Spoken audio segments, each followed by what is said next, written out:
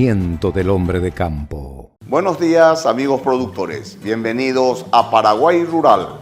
En el programa de hoy conversamos con un máster en genética animal sobre la cadena de valor en genética animal nacional. Vamos a la nota.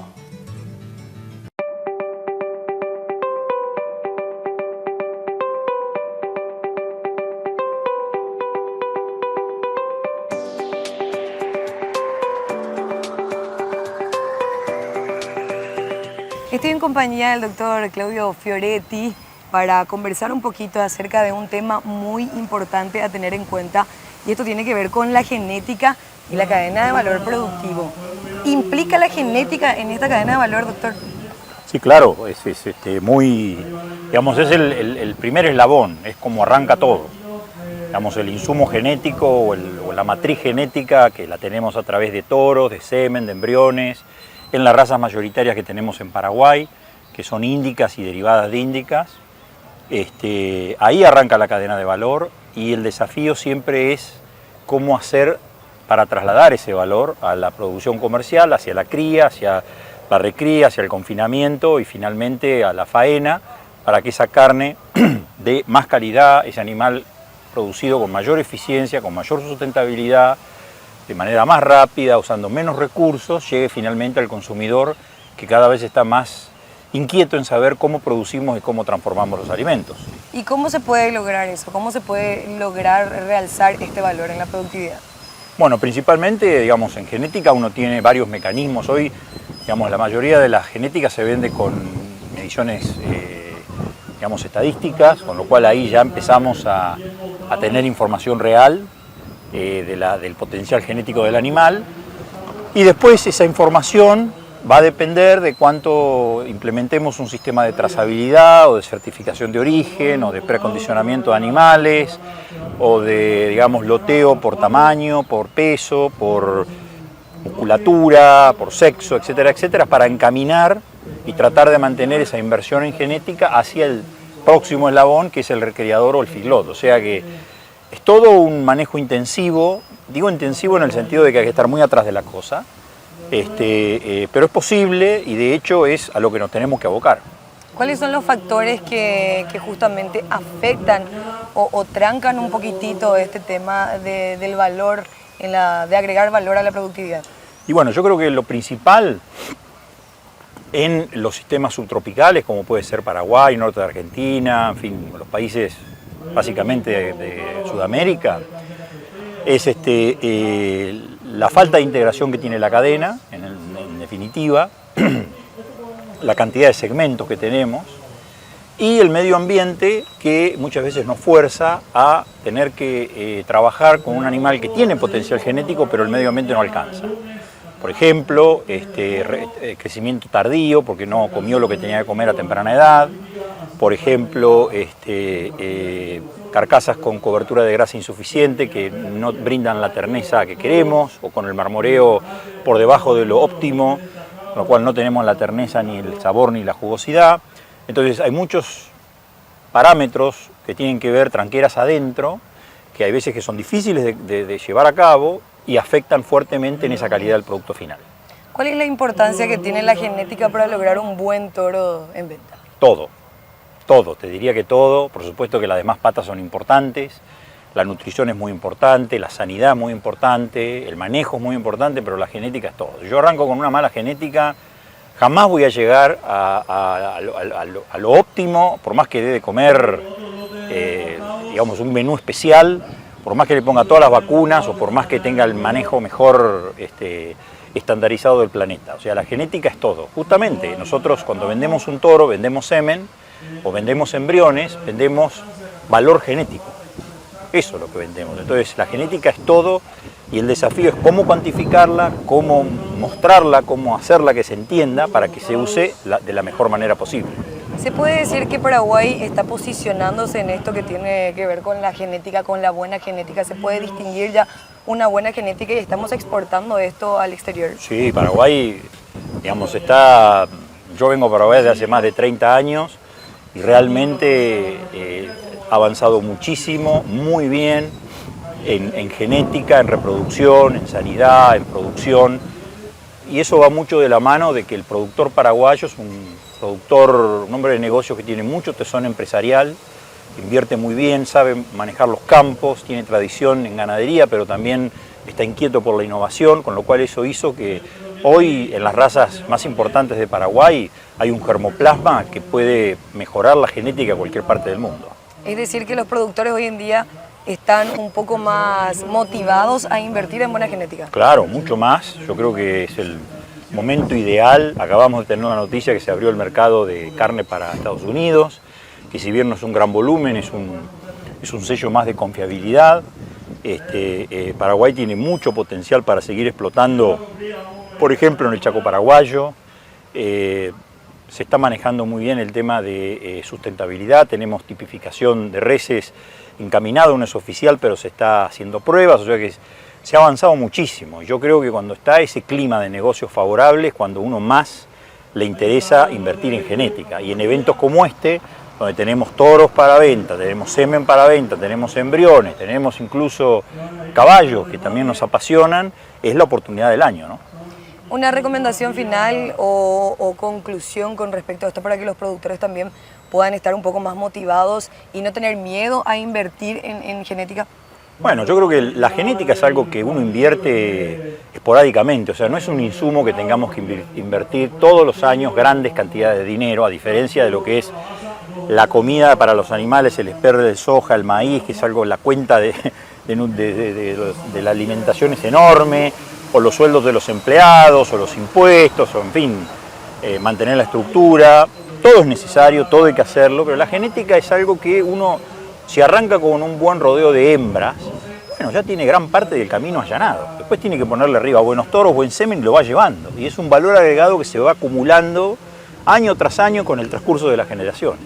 Entonces, no solamente la inversión se desparrama en el tiempo, en cuotas muy pequeñas, sino que además cada vez mi rodeo vale más, con lo cual no tiene resistencia. Yo creo que es el insumo a invertir y a seguir y a aprovechar y a capitalizar. Así que, de hecho, el productor paraguayo lo está haciendo y cada vez tiene más información para hacerlo mejor. Muchísimas gracias, doctor, por su tiempo. Gracias por brindarnos esta entrevista no. Y le deseamos muchos éxitos. Gracias, querida. Hasta luego.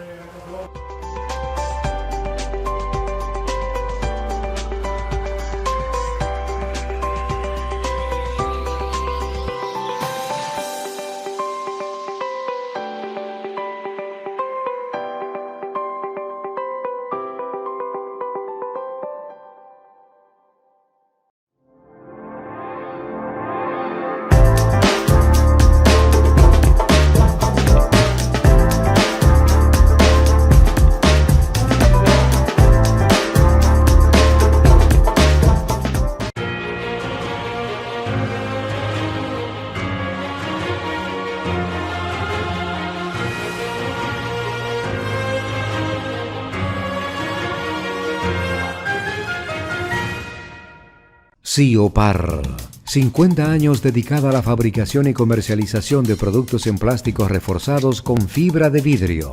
Siopar, 50 años. La calidad es la diferencia.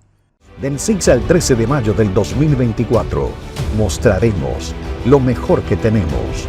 Congreso Albrangus 2024.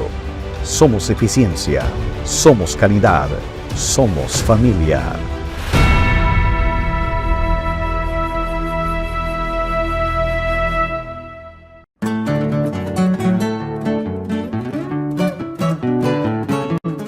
En una charla con un especialista en nutrición animal, el profesional nos comenta sobre la calidad de forraje y pasturas paraguayas. Este es el material.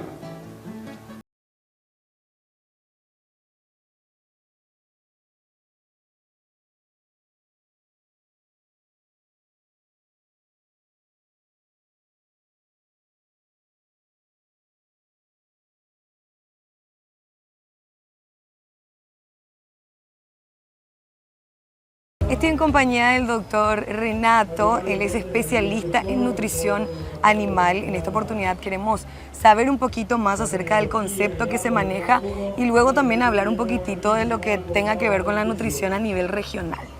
¿Qué tal, doctor? Buenas tardes, un gusto estar aquí y a la orden para lo que necesite.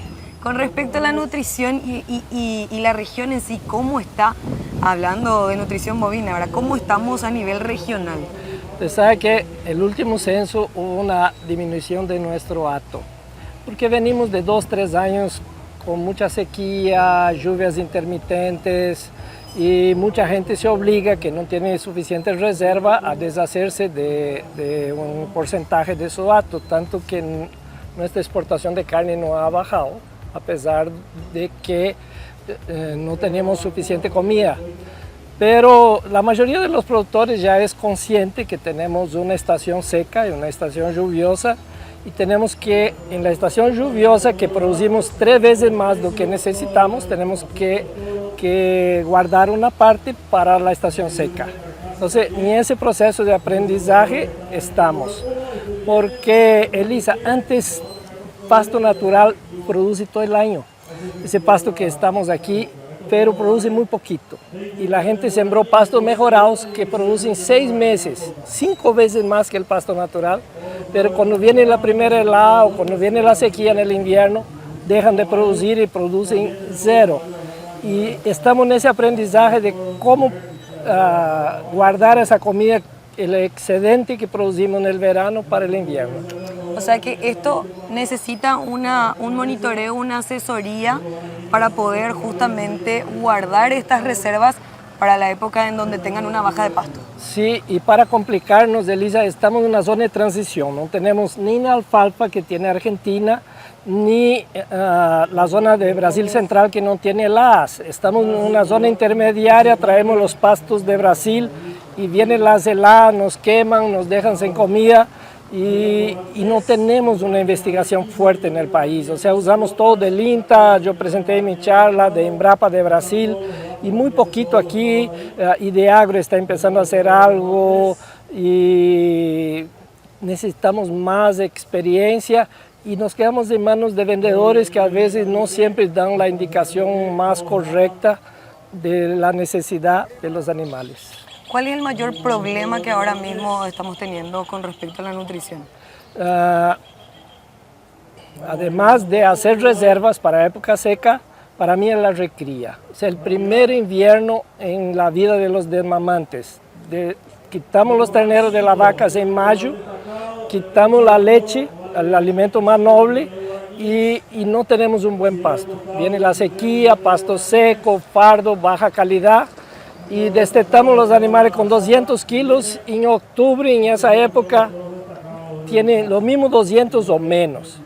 Y perdemos ahí un año en la vida de los animales porque no sabemos manejar recría. Tenemos que hacer reservas de calidad, ensilajes, un buen fardo, dar un poquito de grano, y tratar la recría y no tener esa categoría improductiva en la estancia que baja todos nuestros índices país. Es como lo que estabas mencionando en la charla, es como que cuando se hace palpaciones y se definen ciertos tipos de animales que son aptamente o altamente reproductivos, dejamos de lado los que son improductivos. Sin embargo, a eso se debería de prestar un poco más de atención. Sí, porque los productivos pagan la cuenta. Los improductivos también comen, necesitan desparasitante, vacunas, todo, y no producen nada, solo gastan. Entonces, tenemos que ponerle cuidado, atención para que sean productivos. Todos los animales de una estancia tienen que producir. Yo explicaba que Estados Unidos, con 90 millones de cabezas, produce la misma cantidad de carne, casi la misma, que nuestros 5 países, Argentina, Brasil, Paraguay, Bolivia y Uruguay. Entonces, producimos 12 millones de toneladas, nosotros 5 y Estados Unidos también. Y nosotros tenemos 314 millones de cabezas y Estados Unidos 93. Me da mucha vergüenza decir eso. Tenemos la misma genética, los mismos programas de salud, pero en nutrición aún falta mucho que hacer. O sea que no tiene mucha relevancia invertir en buena genética si no se invierte en una buena planificación de nutrición bovina. De verdad, compramos Ferraris, estamos viendo ahí en el remate de los llanos, Ferraris que andan, y los soltamos en un empedrado de pueblo. Me explico, se va a desbaratar antes que si hubiéramos comprado un Jeep barato. Conclusión final entonces, o recomendación a tener en cuenta para nuestros amigos productores. Que busquen asesorías independientes, serias, ya hay buenos profesionales trabajando y ayudando a la gente a trabajar en recría. Van a tener que invertir, pero la gente dice caro invertir en recría, no, caro son los campos y eso ya tenemos, lo más caro es la tierra y hacerla producir es barato.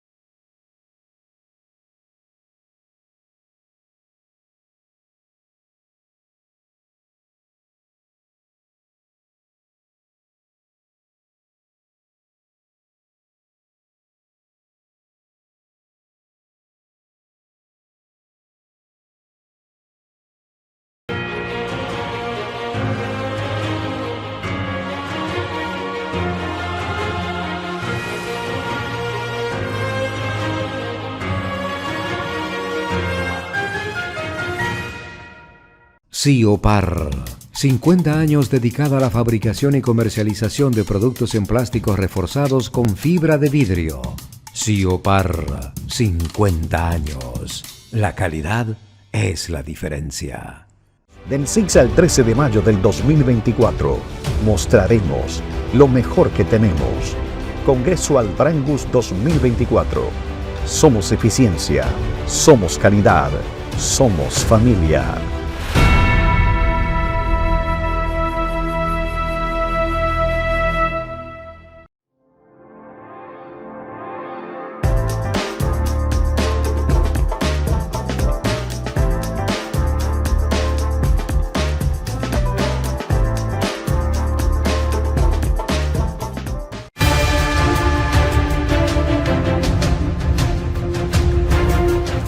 Hola amigos, sean bienvenidos a nuestro bloque informativo. Soy Elisa Guanes y estas son las principales informaciones. Vamos a hablar de la soja, que justamente se da un crecimiento acumulado del 160%. Desde la Unión de Gremios de la Producción informaron que el valor de las exportaciones de semilla de soja alcanzó 3.036 millones de dólares de enero a octubre de este año. Por lo tanto, la variación interanual equivale a 160%. En detalle, se exportó un total de 5.706.000 toneladas de semillas de soja. En el segmento de semillas y frutos oleaginosos se registró un repunte del 19% en relación al 2022, alcanzando 41,2 mil toneladas. Esto representó un movimiento de 104,1 millones de dólares. En cuanto a los segmentos de aceites y harinas, tortas y demás residuos de soja, se alinean a la tendencia positiva en el volumen de envíos, con un crecimiento del 27 y 30% respectivamente. Sin embargo, el valor del aceite de soja disminuyó un 13%. Cabe precisar que Argentina sigue siendo el principal destino de la soja, con un 93,6% del total, seguido por Brasil con el 2,4% de participación, según el reporte de comercio exterior del Banco Central del Paraguay. Con respecto a los productos primarios en general, esta categoría fue la de mayor desempeño en este periodo de tiempo, a excepción de las exportaciones de maíz. Los demás productos reportan variaciones positivas. En el segmento de arroz se movió 306 millones de dólares con una variación positiva del 49%, mientras que la semilla de sésamo alcanzó 56 millones de dólares. Por otra parte, la exportación de maíz justamente se redujo a un 25%, generando 573 millones de dólares. La reapertura del mercado estadounidense será justamente un pasaporte para llegar a nuevos mercados. La habilitación del mercado norteamericano genera muy buenas expectativas y muchas oportunidades al sector ganadero. Así lo afirmó Ramiro Maluf, presidente de la Asociación Paraguaya de Productores y Exportadores de Carne, APEC. El representante gremial explicó que se realizaron esfuerzos por parte del sector público y el privado para lograr reabrir un destino luego de 25 años, lo cual ya está siendo observado por los demás compradores. Es como tener el pasaporte americano que nos va a facilitar para poder buscar o abrir nuevos mercados. Ya todos los países compradores nuestros están con otra lectura en este momento, indicó. Maalouf aseguró que esa era una realidad que se tenía porque estaban restringidos los mercados y países como Israel, que compraban cortes delanteros y que juega un rol muy importante en el negocio de la exportación, haciendo mejor el mix, para que tengan conocimiento de que no contábamos con compradores como China o que se encuentre disminuyendo lo que compraba Rusia. El delantero paraguayo es exactamente igual, es muy parecido al uruguayo. No hay ningún otro motivo por el que reciben mejor valor por su carne para Israel que el tener abiertos los mercados, y si no pagan lo que ofrece directamente, va a otros mercados, remarcó. El hecho de contar con este pasaporte americano es un estímulo y aunque los volúmenes no sean muy grandes, habrá que trabajar desde el sector para hacerlos crecer. Remarcó el titular de la PEI que hay que trabajar mucho en todo lo que hace al marketing para hacer conocer nuestra carne y no solamente quedarnos con lo que sería la carne para industria. Senave alerta acerca de la aparición del virus rugoso del tomate en Argentina. El Servicio Nacional de Calidad y Sanidad Vegetal y de Semillas alertó a los productores nacionales con respecto a la aparición del virus rugoso en Argentina. Señalan que dicho evento supone un riesgo para la producción nacional, por lo que recomienda monitoreos constantes a las parcelas. La Dirección de Protección Vegetal informó que la institución cuenta con un programa de vigilancia fitosanitaria en cultivos de productos sensibles, mediante el cual se realizan monitoreos permanentes en todo el país con resultados negativos a la presencia de la enfermedad hasta el momento. No obstante, el Senave emitió la alerta ante la confirmación del hallazgo del virus rugoso del tomate en la Argentina. En tanto, la institución aclaró que si bien el virus daña cultivos de tomate y pimiento, no afecta a la salud humana ni animal, pero sí representa un riesgo para la calidad de la producción nacional. Mencionaron que el virus se propaga rápidamente y que se caracteriza por manchas y puntos amarillos en los frutos, manchas marrones, estrechamientos de hojas y un enanismo generalizado en las plantas de tomates. Estos síntomas pueden afectar la calidad y la cantidad de la cosecha, generando pérdidas importantes a los productores nacionales.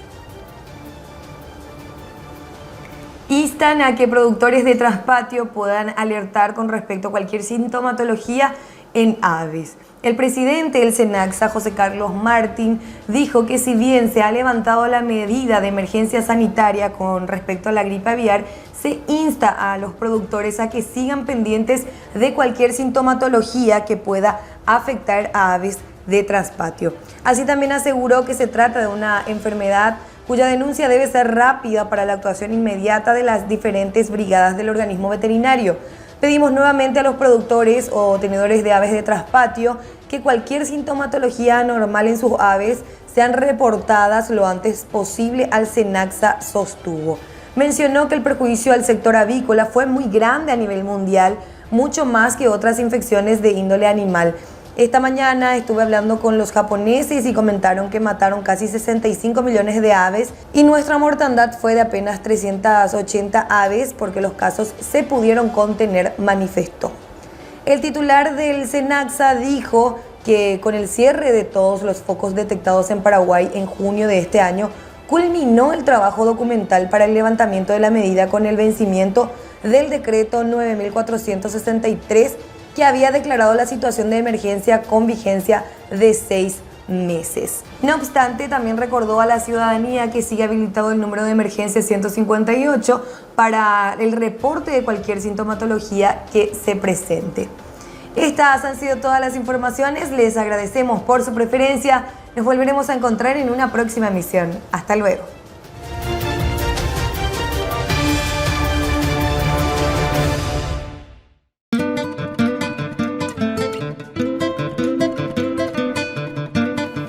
Así llegamos al final de nuestro programa. Agradecemos su atención y preferencia y lo invitamos a seguir con la programación de Canal Rural. Tengan ustedes un muy buen resto de jornada, amigos productores. Paraguay Rural. Voz y sentimiento del hombre de campo.